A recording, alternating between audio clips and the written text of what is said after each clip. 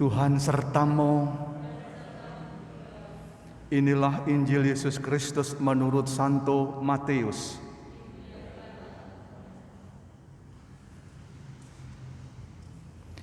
Sekali peristiwa, Yesus bersabda kepada orang banyak, "Hal kerajaan sorga itu seumpama pukat yang dilabuhkan di laut, lalu mengumpulkan berbagai jenis ikan. Setelah penuh, pukat itu ditarik orang ke pantai, lalu mereka duduk dan dipilihlah ikan-ikan itu. Yang baik dikumpulkan ke dalam pasu, yang buruk dibuang. Demikian pula pada akhir zaman, para malaikat akan datang memisahkan orang jahat dan orang benar. Yang jahat mereka campakkan ke dalam dapur api. Di sana akan terdapat ratapan dan kertak gigi. Mengertikah kalian akan segala hal ini?" Orang-orang menjawab, "Iya, kami mengerti." Maka bersabdalah Yesus kepada mereka, "Karena itu, setiap ahli Taurat yang menerima pelajaran hal kerajaan Allah, seumpama tuan rumah yang mengeluarkan harta yang baru dan yang lama dan dari perbendaharaannya." Setelah selesai menyampaikan perumpamaan itu, Yesus pergi dari sana. Demikianlah Injil Tuhan.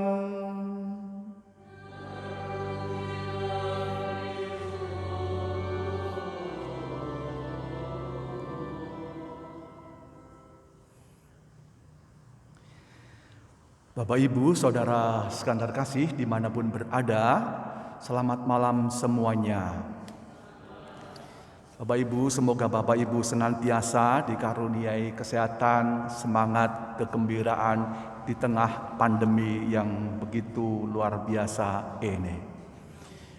Bapak Ibu Saudara sekalian terkasih, kita semua pada masa-masa saat-saat ini sungguh merasa sedih, merasa prihatin, merasa berduka cita. Hari-hari saya pribadi dan mungkin Bapak Ibu juga semua pasti begitu sering kali mendengar berita duka cita. Kalau tidak duka cita, orang yang sakit karena corona. Itulah hari-hari yang terus memenuhi pikiran dan hati kita. Lebih-lebih kalau kita agak aktif di media sosial, pakai WA atau Facebook atau apapun. Di sana hampir sebagian berita adalah berita duka cita dan kesedihan itu. Saya sendiri juga hari-hari terus banyak sekali menerima berita-berita duka itu. Hari ini pun kita tahu di paroki kita, baru tadi siang sore, bahwa istri dari koordinator wilayah kita, Bapak Agung, Bu Betarika Sukendro, dipanggil Tuhan kena COVID bersama anak dalam kandungannya. Sungguh kita semua berduka cita karena itu. Dan juga adiknya Ibu Susti juga dipanggil Tuhan karena COVID. Ada banyak berita duka di sekitar kita. Saudara saya sendiri ada yang meninggal juga karena COVID. Suster Yose itu juga meninggal beberapa hari yang lalu karena COVID.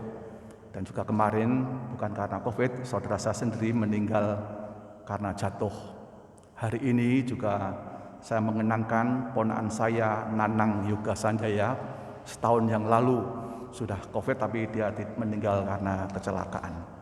Hari ini 1 tahunnya, ketika itu saya masih di Banjarmasin, tidak bisa melayat. Baik Bapak Ibu, itulah yang memenuhi hati dan pikiran kita. Ada banyak kesedihan, ada banyak duka cita. Saya sendiri sebagai imam bergumul, ikut berjuang, meskipun secara pribadi dengan cara saya sebagai imam. Bagaimana saya bisa membantu saudara-saudari kita yang sakit, yang menderita, yang meninggal dunia itu dengan cara saya sebagai imam. Dan saya pun terus bertanya kepada Tuhan, Tuhan, apakah maumu? Apakah kehendakmu? Tunjukkanlah jalanmu. Itu terus muncul dalam hati saya. Kenapa ini semua terjadi? Mana toh yang kau mau itu apa dengan semua ini? Tunjukkanlah jalanmu, tunjukkanlah terangmu. Bapak Ibu, saya menemukan dua pengalaman yang luar biasa dalam situasi kesedihan, duka cita, dan kegelapan seperti itu. Maka saya sharingkan dua ini singkat, yaitu ketika saya bertanya-tanya, Tuhan maumu apa? Itu saya tulis di Facebook beberapa hari yang lalu. Intinya, ternyata sehebat-hebatnya manusia, secanggih-canggihnya teknologi, seampuh-ampuhnya obat kedokteran, tidak akan mampu mencegah pandemi ini. Karena ternyata pandemi ini terus berlangsung, apalagi mencegah kematian. Jadi inilah ketidakberdayaan manusia di hadapan kematian. Sehebat-hebat kita pun pasti akhirnya akan mati. Ini kemudian menimbulkan pertanyaan saya, memberi terang pada saya. Kemudian seolah-olah Tuhan pun berkata, kamu itu tidak akan bisa lepas dari kematian. Kamu itu sehebat-hebatnya sebagaimanapun, kamu pasti mati. Tetapi kalau kamu percaya kepadaku, kamu akan hidup selama-lamanya. Itu rasanya membuka terang saya. Iya. Mati mergo apa wae, mati karena apapun, karena corona, karena bencana, karena usia, karena apapun, tidak masalah, sama saja.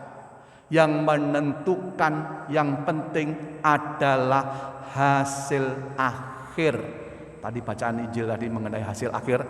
Zaman akhir akan dipilih mana yang benar, mana yang jahat. Itulah yang paling penting, yaitu keselamatan hidup abadi. Terserah Tuhan, aku mau mati dengan cara apapun, monggo kerso, terserah Tuhan. Tetapi yang aku mau supaya aku hidup selamanya bersama Engkau, tidak mati binasa selama-lamanya. Maka Bapak Ibu Saudara kasih, saya sungguh merasa mendapatkan kekuatan dari situ. Wis arep mati apa wae ora masalah. Ning sing penting awake dhewe pada akhirnya mesti sampai pada hidup mulia abadi. Ya, masuk dalam kerajaan sorga. Dan itu hanya bisa kita gapai kalau kita percaya kepada Yesus. Dialah satu-satunya yang bisa menyelamatkan kita. Tidak ada yang lain. Teknologi, obat, macam-macam tidak ada. Itu yang pertama Bapak Ibu. Ya. Oh iya, kabeh guys. Ya manusia tetap harus berjuang, untuk berjuang, benar. Tetapi yang menentukan keselamatan pada akhirnya hanya Tuhan sendiri. Yang kedua, yang terakhir Bapak Ibu, ini juga bagus pengalaman pribadi saya. Yaitu saya selama pandemi ini mau tidak mau harus misa pribadi. Ini misa agak istimewa, saya mengundang Dewan Harian karena banyak pengurus Dewan yang berduka cita. Dalam misa pribadi itu saya sudah lama jadi imam Bapak Ibu. Sudah 25 tahun lebih. Sudah sering kali bahwa Ekaristi itu puncak dan sumber hidup orang beriman. Ketika saya merayakan perayaan Ekaristi, pergulatan tadi, duka cita, kesedihan, dan pertanyaan kepada Tuhan itu terus muncul. Dan perjuangan usaha kita untuk ikut serta mengatasi pandemi itu terus muncul. Dan kemudian saya itu melihat diri saya. Saya juga berusaha bagaimana pandemi ini. Saya juga berjuang untuk berdoa dan berdoa. Itu yang bisa saya buat. Untuk yang sakit, untuk yang meninggal. Berdoa dan berdoa. Kemudian Bapak Ibu, ketika saya perayaan Ekaristi itu, saya tiba-tiba merasa disadarkan Tuhan sungguh-sungguh. Lah kowe kok dadak ribut-ribut, mumet-mumet golek dalan, golek obat, golek tombo. Ngopo? Aku wis gawe dalan nggo kowe. Untuk semua manusia, yaitu apa? Itulah peristiwa keselamatan, itulah Ekaristi. Yesus itu berjuang bukan hanya soal pandemi penyakit, tetapi Yesus itu berjuang untuk membebaskan manusia dari kuasa maut dan dosa. Dan itu terjadi pada perayaan Ekaristi. Saat itu saya merasa biarlah, luar biasa. Perayaan Ekaristi itu adalah bukan hanya sumber dan puncak, tetapi menurut saya jurus pamungkas kita semua untuk hidup selama-lamanya. Wes kowe rasa ribut-ribut, rasa mumet-mumet, rasa sedih-sedih, kowe ngandelo nderek aku. Hanya itu. Setia marang Gusti, setia dan percayalah, dan itu berpuncak dalam perayaan Ekaristi. Kita ini Bapak Ibu kan juga berusaha berdoa rosario, novena untuk saudara-saudara kita yang sakit, macam-macam doalah. Kemudian saya bersadar ada satu jurus pamungkas yang luar biasa, yaitu Ekaristi.